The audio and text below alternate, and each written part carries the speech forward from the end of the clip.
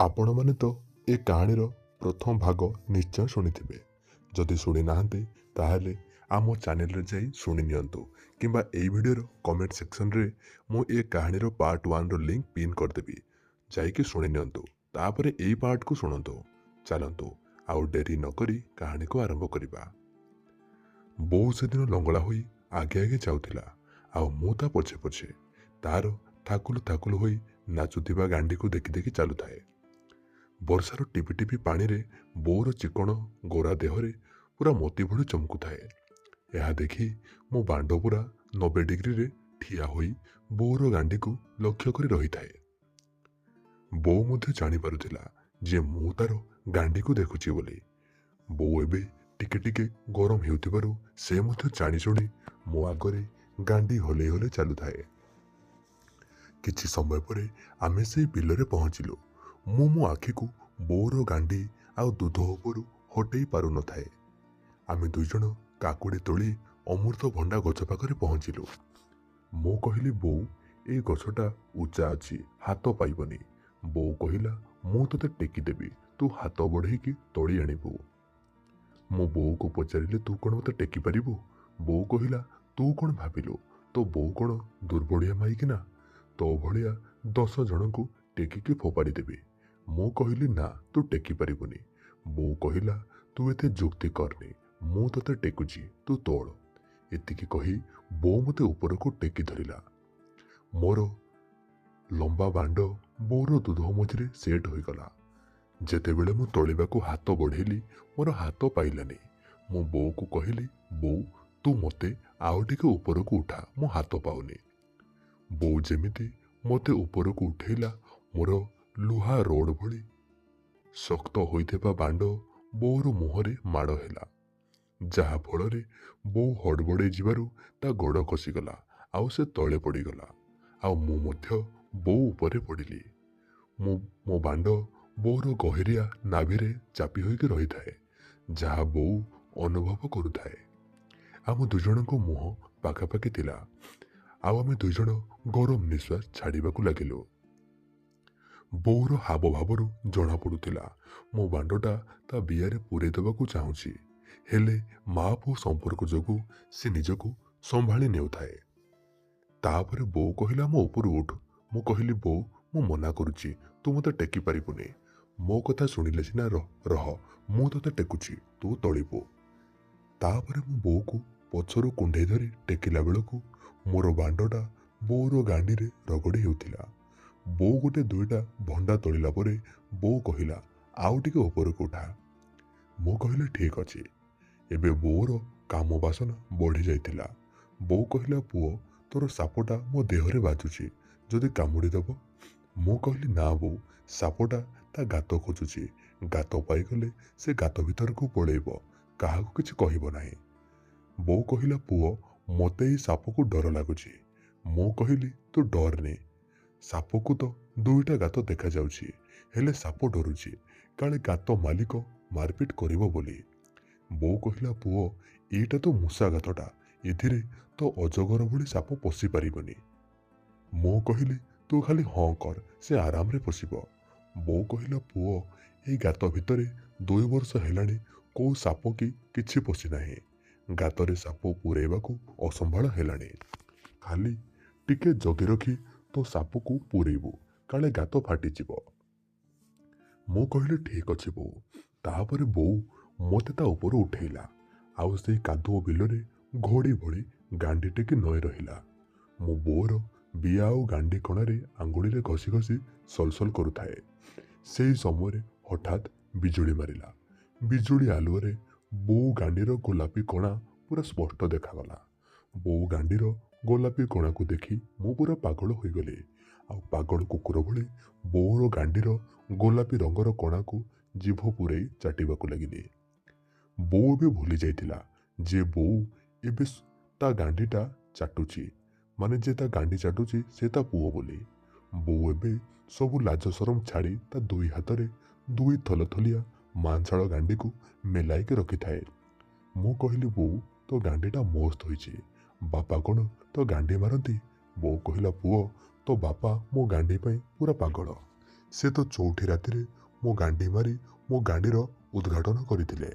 ଖାଲି ଦୁଃଖ ଏତିକି, ତାଙ୍କର ତୋ ଭଳି ସାପ ନୁହଁ, ମୂଷାଟା, ଆଉ ସେଇଟା ମଧ୍ୟ 4 ଇଞ୍ଚର। ମୁଁ କହିଲି ହଉ, ଏବେ ରେଡ଼ି ହୋଇଯା।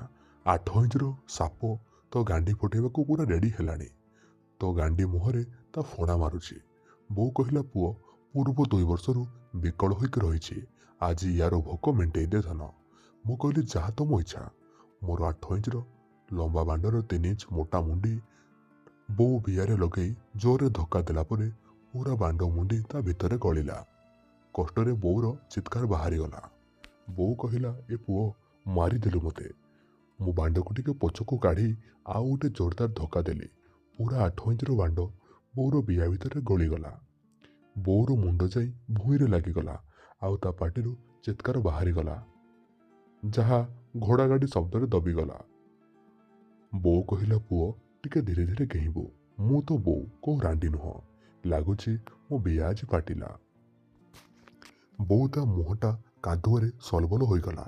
ମୁଁ କହିଲି, ଏମିତି ମସ୍ତ ଗୋଲ ଗୋଲ ଗାଣ୍ଡି ମୁଁ ଆଗରୁ କେବେ ଦେଖିନଥିଲି। ଏତିକି କହି ବୋଉର ଗାଣ୍ଡିରେ ଗୋଟେ ଚାପୁଡ଼ା ମାରିଲି। ବୋଉର ଗାଣ୍ଡି ଦୁଇଟା ଦହଲି ଉଠିଲା, ଆଉ ମୁଁ ଜୋର ଜୋର ଗେହିଁ ଚାଲିଲି। କିଛି ସମୟ ପରେ ମୁଁ ବୋଉକୁ କହିଲି, ମୁଁ ତୋର ଗାଣ୍ଡି ମାରିବି।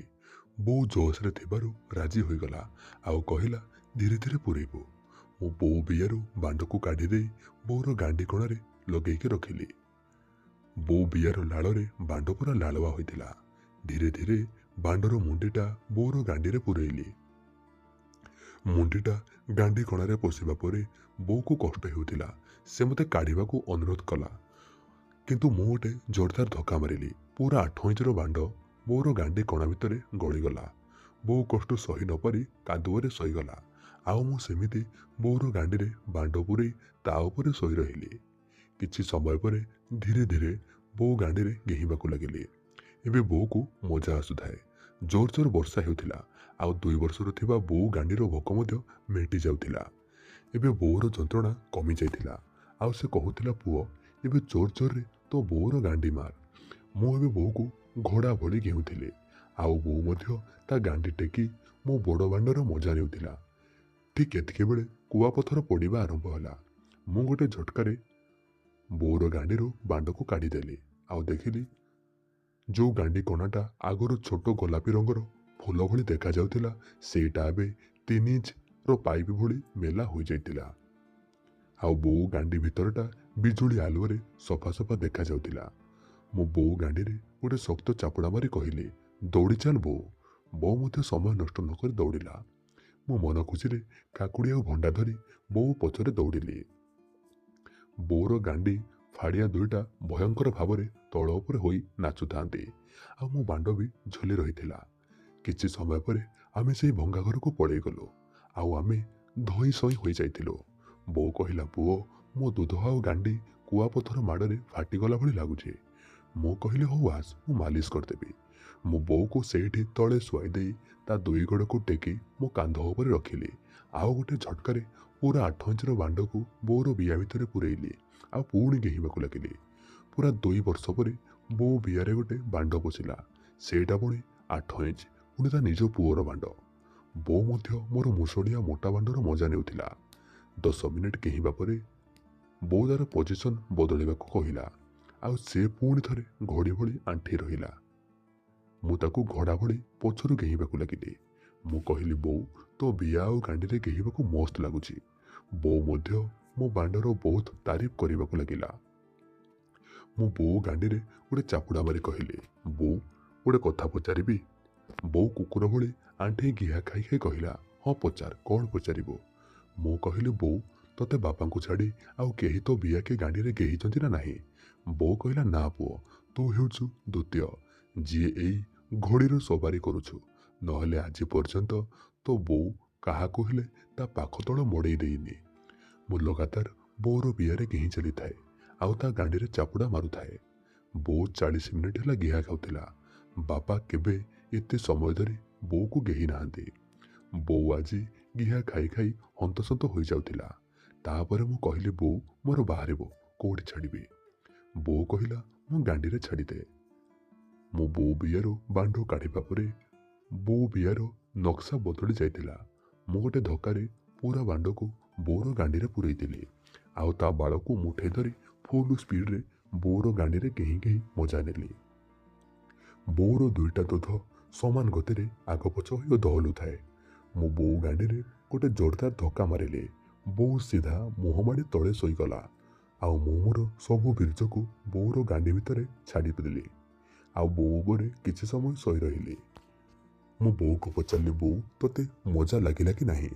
ବୋଉ କହିଲା, ବହୁତ ବର୍ଷ ପରେ ଏଇ ଶୁଖିଲା ଜମିରେ ମେଘ ବର୍ଷା ହେଲା। ମୁଁ କହିଲି, ବୋଉ ତୋର ଯେତେବେଳେ ଇଚ୍ଛା ହେବ କହିବୁ, ମୁଁ ତୋତେ ବିଭିନ୍ନ ପ୍ରକାର ମଜା ଦେଇକି ଘେଇବି। ତାପରେ ଆମେ କାକୁଡ଼ି ଆଉ ଭଣ୍ଡା ଖାଇଲୁ। ତାପରେ ମୁଁ ବାହାରକୁ ଯାଇ ଦେଖିଲା ବେଳକୁ ବର୍ଷା ଛାଡ଼ି ଯାଇଥିଲା।